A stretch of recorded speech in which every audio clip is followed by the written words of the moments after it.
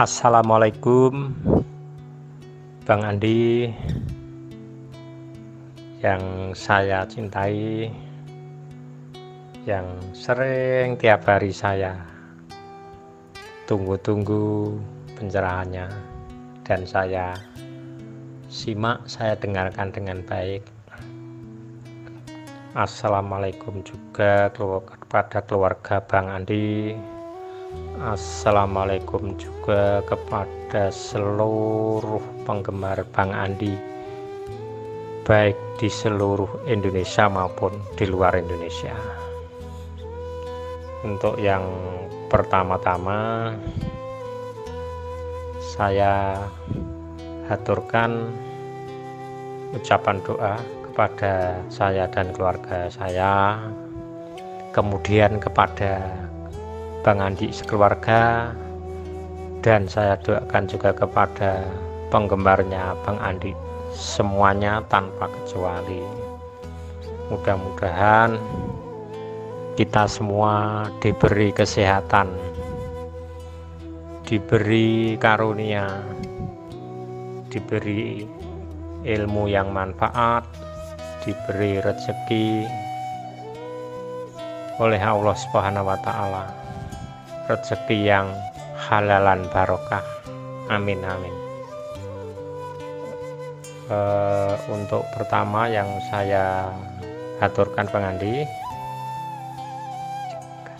yang tempo hari saya dengar masalah level-level 1 sampai 4. Untuk yang level pertama, ikuti aturan napas. Kedua, itu dengan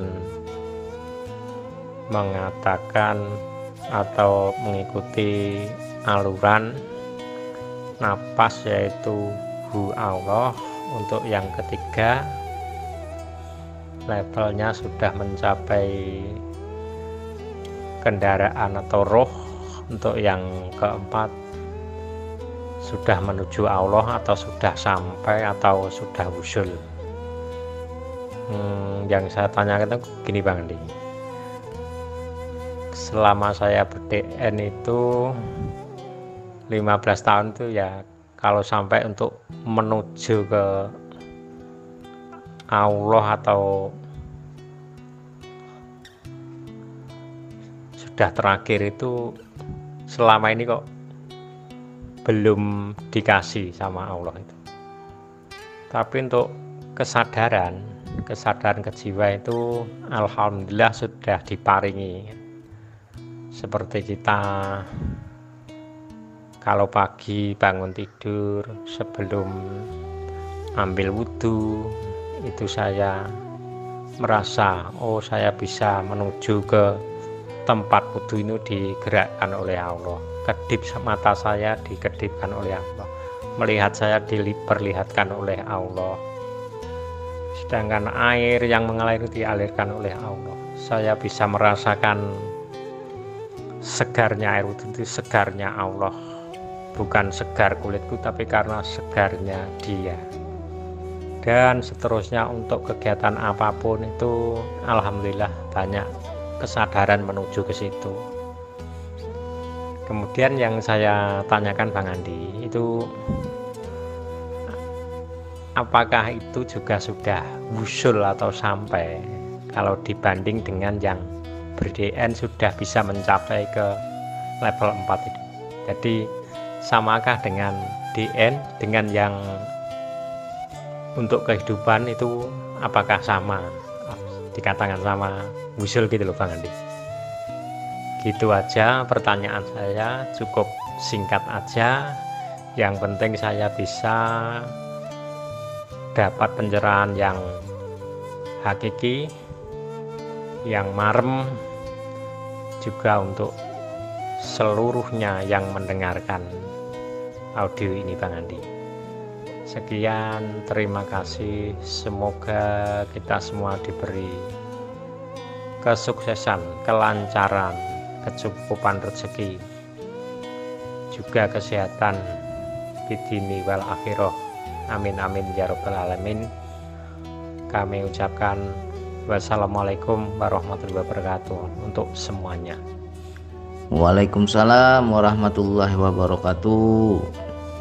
Terima kasih banyak Pak Jali atas doa-doanya. Amin ya Allah. Bagi saudaraku, sahabatku yang menyimak video ini juga tolong cepat-cepat diaminkan ya. Manalah tahu kita yang mengaminkan juga mendapatkan keberkahan dari doa Pak Jali. Amin ya Allah. Jadi mengenai pertanyaan Pak Jali ini memang sudah berapa kali Pak Jali bertanya. Di situ saya merasakan memang ada sedikit keanehan, yaitu selalu turun daya Allah ya. Jadi sejatinya dia yang bertanya, dia pula yang menjawab ya. Selalu Pak Jali itu kasih pertanyaan tuh, satu, pertanyaannya bagus, yang kedua ada daya untuk menjawab ya. Sehingga mudah-mudahan ini manfaatlah untuk kita semua. Mengenai ciri-ciri wusul, mungkin teman-teman, saudaraku, sahabatku banyak salah pengertian, salah paham, salah makna, bahwa yang dikatakan wusul itu ya ialah harus bertemu Allah secara langsung, tatap muka sama Allah. Sebenarnya hakikat wusul itu ada dua ya. Kita pahami dulu makna wusul di sini. Sampainya apa bang? Yaitu kesadarannya sampai. Sampainya kesadaran kepada Allah atau tersambungnya hatinya kepada Allah. Kenapa saya bilang bisa dua? Yang pertama bisa wusul dalam kehidupan, dan yang kedua bisa wusul dalam berspiritual. Wusul yang dalam berspiritual yaitu contohnya kita berzikir nafas. Sering kita latih, kita rajin berzikir di satu titik tertentu, maka kita sampai kepada Allah ya. Itu biasanya yang dalam berspiritual itu pilihan. Makanya teman-teman jangan dikejar kali, jangan diharap-harap kali, karena wilayah wusul ini juga suatu karunia Allah, suatu pilihan Allah, suatu kehendak Allah, yaitu orang-orang yang dikehendakinya baru dapat ya. Nah kalau kita nggak dapat ya kita harus kuasai yang di kehidupan. Jadi contoh-contoh yang dibilang Pak Jali tadi, yang dalam kehidupan tadi, apakah sudah usul bang? Itu sudah usul. Kita pahami makna sadar Allah, diri kita yang sadar kepada Allah, diri kita yang menyaksikan Allah, diri kita yang terpaut hati kepada Allah, kesadaran jiwa kita yang sambung kepada Allah. Itu kan beda-beda kata aja, tapi itu juga. Kalau mau disimpelkan lagi maknanya adalah sadar Allah. Nah sadar Allah itu juga ada dua, ada dalam kehidupan, ada dalam spiritual. Seperti dalam berzikir nafas ya, siapa yang mengenal dirinya akan mengenal Tuhannya ya. Masuk dulu kita ke jiwa, jadi jiwa dulu ya, pahami diri sebenar diri. Nah ketika kita sudah paham jiwa, sudah paham diri sebenar diri, sudah masuk pada kesadaran jiwa, baru kita bisa bertemu Allah ya. Karena Allah itu gaib, hanya bisa ditemui dengan yang gaib pula. Nah disitulah ketika ada satu titik pertemuan berhadap-hadapan dengan Allah, disitulah dikatakan wusul.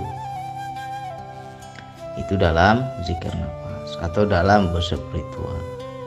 Lantas contoh-contoh wusul yang dalam kehidupan bagaimana bang? Ya setiap kita sadar kepada Allah itu sudah wusul. Contohnya kita hendak berbohong, tapi di hati kita menyaksikan Allah. Aku takut, hatiku diketahui Allah. Allah itu maha mengetahui segala isi hati. Walaupun aku nggak ngomong, tapi baru terbersit saja di hatiku, Allah itu sudah tahu. Dan kita sadari itu. Akhirnya kita takut untuk berbohong, nggak berani berbohong. Itulah sejatinya orang yang wusul.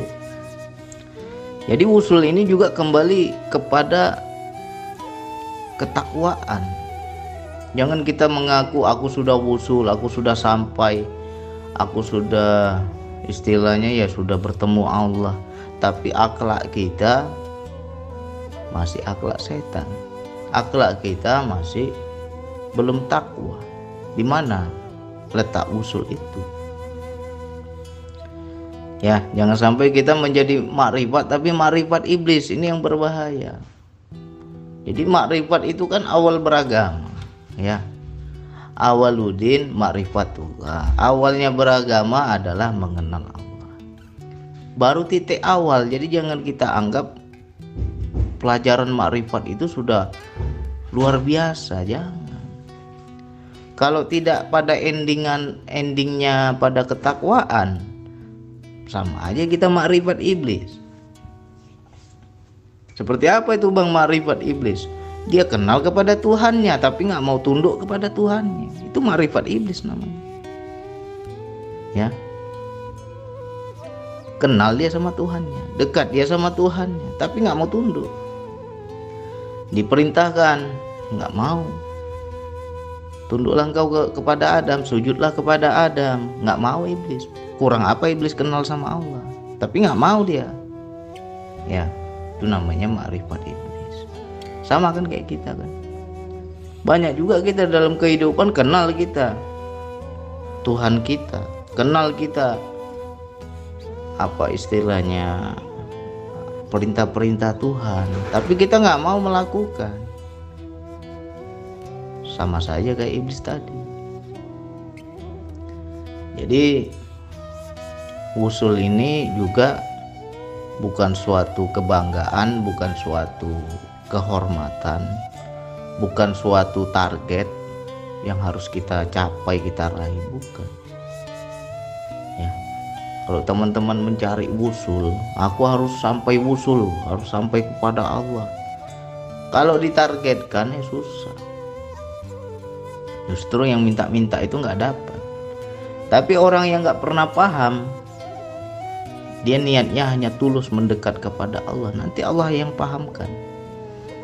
Itu yang lebih bagus. Jadi kita tidak ada keakuan, tidak ada kesombongan, tidak ada istilahnya seolah-olah kita sudah di makom tertentu ya. Karena kalau kita sudah di hatiku sudah merasa aku sudah wusul, itu susah. Terjebak kita kesombongan. Sama halnya kita merasa suci, merasa bersih, merasa soleh, merasa alim, nanti jadi keakuan ya. Lebih enak kita merasa kotor sehingga kita terus bersih-bersih. Jangan pernah kita sudah merasa bersih, aku ini masih kotor, aku ini masih hina, aku ini masih belum ada apa-apanya, sehingga kita berusaha memperbaiki diri terus.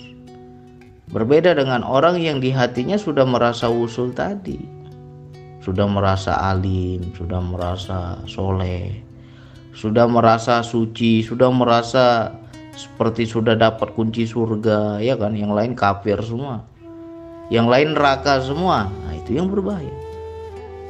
Akhirnya dia mengklaim dirinya sudah lebih dari segalanya. Jadi wusul ini juga nggak boleh kita akui. Walaupun kita sudah paham ada bang ciri-ciri wusul di diriku. Kalau sudah paham ya kita ke step selanjutnya lah. Apa tuh bang setelah wusul? Takwa. Ya. Masa berani kita sudah sampai kepada Allah bermaksiat terang-terangan di hadapan Allah? Apakah berani? Kalau berani iblis itu namanya. Ya. Jadi berat. Jangan kita bilang enak. Masih enak orang nggak ngerti apa-apa, nggak tahu apa-apa. Ketika dia salah, ketika dia berdosa, Allah itu agak sedikit maklum. Kenapa maklum? Ya dia masih buta. Berbeda sama kita orang yang sudah dikasih pandangan, sudah bisa melihat, sudah tahu salah dan benar, tapi masih juga kita lakukan kesalahan. Itu lebih bahaya lagi durhaka kita. Ya. Jadi jangan sampai kita menjadi menjadi kecewa, menjadi putus asa. Bang, aku sudah sekian tahun mengamalkan zikir nafas, nggak sampai juga aku kepada Allah, nggak wusul-wusul juga aku, Bang. Ya.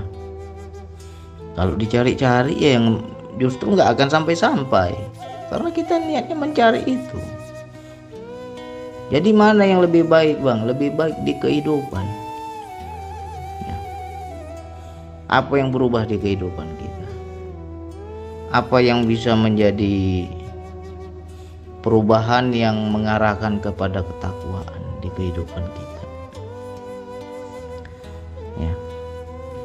Banyaklah teman-teman mulai belajar zikir nafas, memang mungkin tidak ada sensasi rohani yang menakjubkan, tidak ada nampak ini, tidak ada lihat ini itu, tidak ada pengalaman spiritual yang bagaimana, tapi dalam kehidupannya berubah. Contohnya bagaimana, Bang? Aku lebih sabar, Bang. Dahulunya aku tuh pemarah, sekarang jadi lebih sabar. Kenapa kamu bisa sabar? Ya, aku di hatiku ada yang ngomong, kayak ada yang arahkan, jangan marah, sabar saja. Itu sejatinya orang sudah wusul itu. Ya. Ketika dia mau marah, malah dia yang dimarahi oleh Allah. Ya. Di hatinya sudah timbul amarah, sudah kesel, sudah gondok, sudah mau mengamuk dia. Ingin dia keluarkan dengan kata-kata, ingin dia keluarkan amarah itu dengan lisannya. Tapi di dalam hatinya langsung dimarahi oleh Allah. Masa sih sebegitu marahnya kamu? Padahal aku ini pengasih, penyayang, kata Allah. Kalau engkau kenal aku, masa sih tidak ada sifat kasih sayang di hatimu? Ditegur kita sama Allah seperti itu, bergetar. Gak kuat kita kalau sudah Allah ngomong seperti itu, bergetar. Akhirnya apa? Sirna kemarahan kita. Gak jadi kita mau marah sama orang, karena di dalam diri ini sudah usul kepada Allah. Itu juga salah satu contoh usul. Ya. Apalagi dahulunya gak sholat, sekarang sholat, Bang. Dahulunya Senin Kemis saya sholat, tapi sekarang sejak saya mengamalkan zikir nafas kok terpanggil saya untuk mengerjakan yang 5 waktu ini. Ya kan? Akhirnya di situ kan juga contoh usul. Paham dia siapa yang panggil. Ya. Beda. Kalau dulu sholatnya nunggang-nungging aja, patok ayam, ya kan? Kalau sekarang itu sholat itu ada rasanya, nikmat, manis sholat itu sekarang. Ya, rindu dia. Aku tidak menemui Allah. Jadi sholatnya itu nikmat, ada rasa. Itu sejatinya orang yang wusul. Jadi wusul itu nggak sulit, ya. Mungkin teman-teman sudah mengalami, sudah merasakan, cuman belum paham. Ya. Sebenarnya sering itu terjadi. Kita dahulu kalau lihat orang susah, kita tutup mata, kita biasa aja, nggak ada rasa, nggak ada pekanya kita. Kalau sekarang, Bang, saya perasa, Bang. Hati saya cepat peka. Kalau lihat orang susah tuh rasanya mau nolong aja, Bang. Kayak di dalam nih mendorong, tolong dia, tolong dia. Akhirnya saya tolong karena Allah. Itu juga sudah wusul. Ya. Jadi jangan kita cari-cari yang di spiritualnya. Mentang-mentang kita di spiritual belum dapat-dapat, terus kita bilang, aku belum sampai. Jangan sampai kita putus asa. Ya. Jadi yang di spiritualnya, yang di zikir nafasnya itu sebagai ngecas daya saja. Ya. Ngecas daya, ngecas energi, ngecas kesadaran kita agar terus aktif, endingnya di kehidupan. Nah, cuman wilayah ini putus sambung, makanya teman-teman jangan sampai berat sebelah gini. Karena di DN-nya nggak dapat apa-apa, akhirnya malas dia mengamalkan DN. Dia merasa aku yang penting sadar Allah di kehidupan bang. DN aku nggak lakukan lagi, aku nggak zikir lagi DN. Tidak aku amalkan lagi, yang penting aku bisa tetap sadar Allah di kehidupan. Kalau bisa silakan. Tapi biasanya kebanyakan kalau DN-nya sudah jarang, di kehidupan juga putus itu. Nggak bisa sambung kepada Allah. Karena apa? Kesadaran ini harus dicas terus.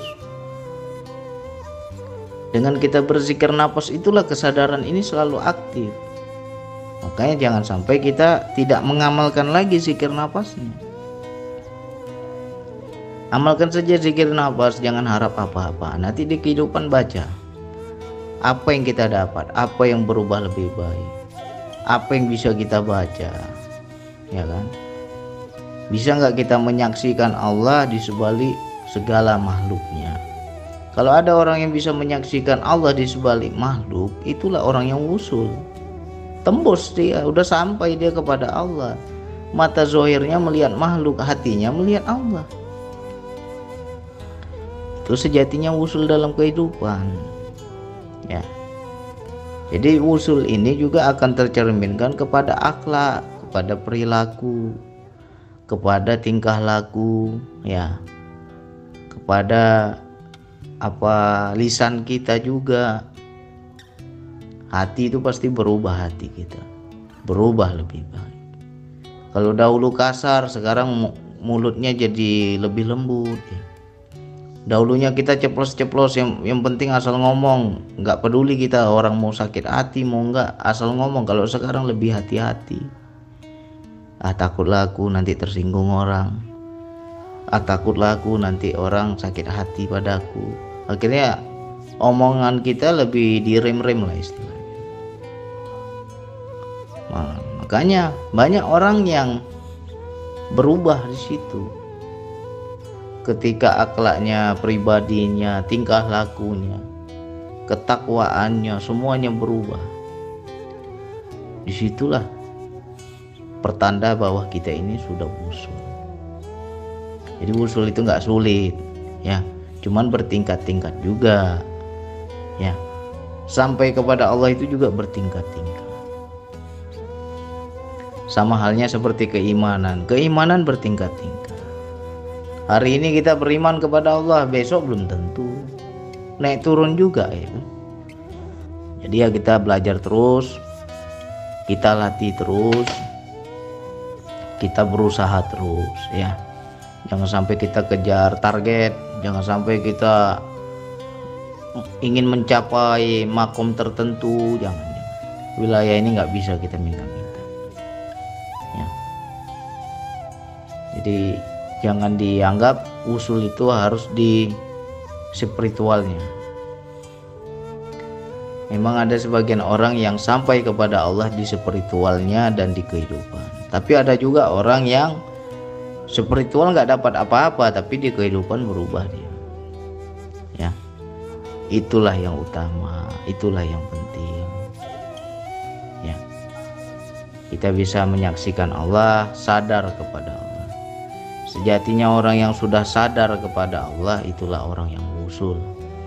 Kalau sudah sadar kepada Allah, otomatis takwa. Sadar kepada Allah tapi nggak mau takwa, wah ini marifat iblis namanya. Luar biasa durhakanya, ya. Kenal kepada Allah tapi terang-terangan durhaka kepada Allah. Berbahaya wilayah ini. Jadi jangan sampai kita terlalu mencari-cari, ya.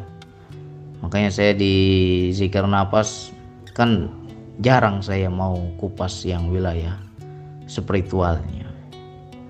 Paling enggak teman-teman yang lain kalau lagi cerita, bang DN pengalaman DN-nya begini begitu, paling saya bilang abaikan saja, itu hanya sensasi, abaikan saja. Biar apa? Biar tidak terjebak gitu situ. Yang utama adalah di kehidupan. Ya. Makanya kita harus ingat, kita harus lihat, kita harus baca sebelum mengamalkan zikir nafas dengan sesudah mengamalkan zikir nafas apa yang berubah. Kalau banyak yang berubah bang, alhamdulillah bang, sejak mengamalkan zikir nafas banyak yang berubah bang. Banyak saya seolah-olah kayak baru lahir kembali bang. Berubah total semua. Banyak kebaikan bang, banyak berubah lebih baik. Dahulu maksiat itu biasa aja, kalau sekarang itu saya tinggalkan semua. Ya kan, berusaha saya lebih bertakwa bang. Kalau ada seperti itu berarti zikir nafasnya dapat, sudah duduk itu ilmu zikir nafas. Tapi kalau rajin kita berspiritual, rajin kita duduk zikir nafas, istilahnya bertapa, bersemedi, tapi nggak berubah di kehidupan, itu bukan orang zikir nafas, bukan zikirnya duduk, itu hanya orang ilmu. Ya, ingin tahu dia wilayah rohani, tapi di kehidupan nggak ada berubah. Itu ilmu namanya. Nggak boleh seperti itu. Makanya banyak orang yang niat yang belum lurus itu banyak yang kesel, banyak yang sakit hati, banyak pengalaman mereka itu saya nggak tanggapi. Paling saya bilang teruskan aja zikirmu, itu hanya sensasi, abaikan saja. Ya kan? Besok nanya lagi, gitu lagi saya jawab, itu hanya sensasi, abaikan saja sampai dia capek. Karena saya tahu niatnya nggak lurus. Yang dia cari bukan Allah, ilmu yang dicari. Ya. Makanya jangan sakit hati kalau saya jawabnya cuma begitu, ya. Tapi bagi yang benar-benar mau belajar, ya, mau lurus, nah, akan saya arahkan. Ya. Jadi kita mudah-mudahan teman-teman yang lain juga menjadi paham, ya, intinya di kehidupan. Sering-seringlah bertanya dengan orang-orang terdekat. Kalau yang suami yang mengamalkan zikir nafas, tanya istrinya. Kalau istri yang mengamalkan zikir nafas, tanya suaminya. Setelah aku mengamalkan zikir nafas, kira-kira ada nggak yang berubah lebih baik? Tanya. Kalau dia bilang banyak kamu perubahan yang baik, nah itu berarti udah duduk ilmu zikir nafas. Tapi kalau dia bilang nggak ada yang berubah lah, masih juga bajinganmu kayak dulu dengan sekarang sama aja misalnya, ya berarti belum duduk ilmu zikir kita. Ya. Tapi kalau pasangan kita, orang-orang terdekat di diri kita, terkadang juga mereka ngomong sendiri tuh tanpa ditanya. Ya, kok aku lihat kamu sekarang beda ya. Dahulu kamu emosi, sekarang kamu kok lebih sabar. Nah itu kan bingung itu.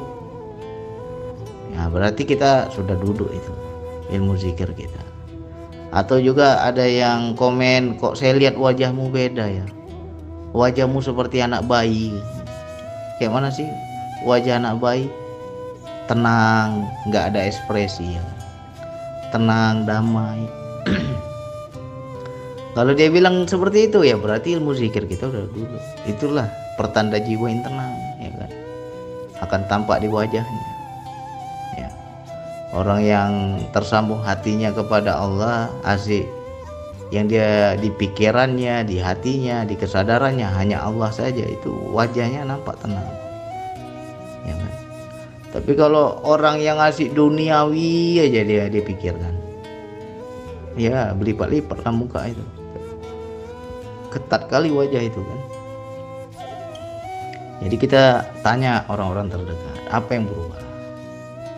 Kalau dia bilang berubah lebih baik, alhamdulillah, berarti ada perubahan di diri kita setelah mengamalkan zikir nafas.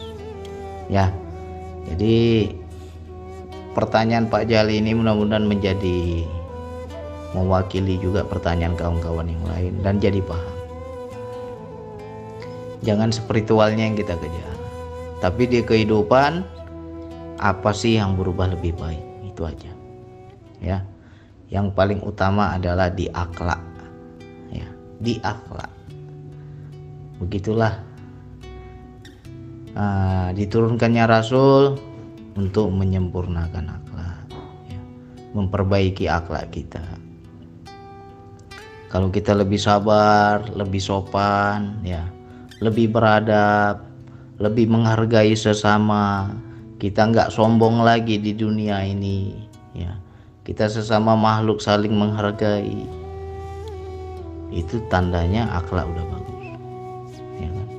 Tapi kalau kita makin berilmu, makin ngaji ma'rifat, makin sombong, oh iblis lah itu, ya, ma'rifatnya ma'rifat iblis, merasa paling mulia, merasa lebih dari orang lain, merasa lebih sempurna, itu iblis, ya. Jadi jangan sampai kita begitu.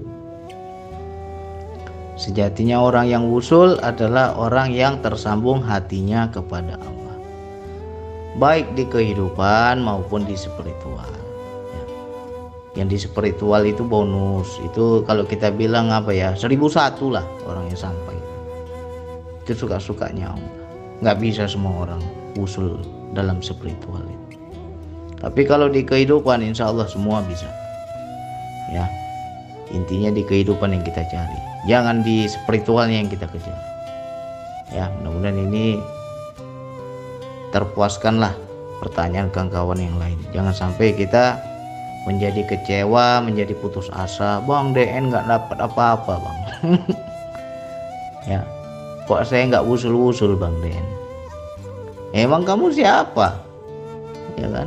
Itu pilihan Allah, mana bisa suka-suka gitu. Ya. Mudah-mudahan ini terpahamkan untuk semua. Hanya itu yang bisa saya sampaikan. Wassalamualaikum warahmatullahi wabarakatuh.